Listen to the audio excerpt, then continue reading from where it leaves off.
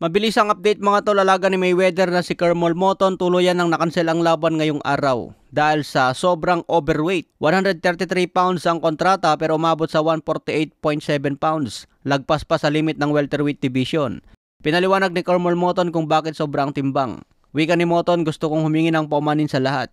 Pabalik-balik ako sa Boxing Commission tungkol sa aking pagdaan ng blood work at sa ngayon nawala ang dugo ko sa kanilang sistema. Nagkaproblema pala si Moton tungkol sa pagkuha ng dugo sa kanya. Pero pinipilit pa rin daw siya na kunin ang tamang timbang sa weigh-in. Hindi raw papatayin ni Moton ang sarili para makuha ang 133 pounds. Sa iba pang balita, Jaron Ennis versus Beryl Ortiz, hindi na matuloy ang laban dahil hindi nagkasundo sa negosasyon.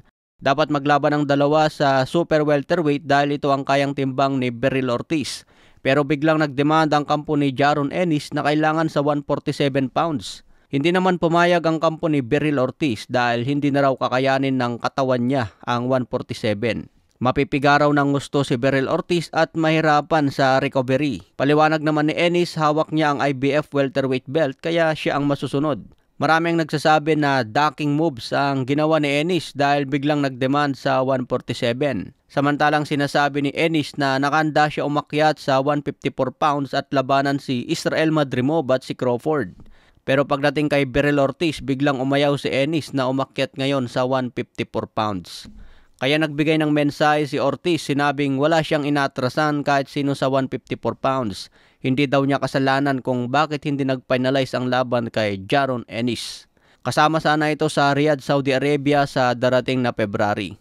Pero malay natin mga tol, magawan ng paraan ni Turki Al-Sheikh. Sa iba pang balita, matchroom promotion na si Eddie Hearn, pinadalhan ng offer si Mario Barrios upang sagupain si Conor Benn the Destroyer. Naghihintay pa raw si Eddie Hearn kung ano ang desisyon ni Mario Barrios. Papayag ba si Mario Barrios na magdepensa ng belt kay kargadong Conor Benn? Malakas din itong mga tol, kailangan malaki ang offer kay Barrios dahil malaki ang porsyento na matatalo siya kay Conor Benn. Hawak ni Barrios ang WBC kaya may karapatan nitong mag-demand ng mas malaking offer. Sa ibang banda, breaking news sa katatapos na laban ni Callum Smith. Panalo kanina via technical knockout sa round 5. Nakalaban niya si Carlos Galvan na may kartadang 20 wins, 19 KOs, 15 losses.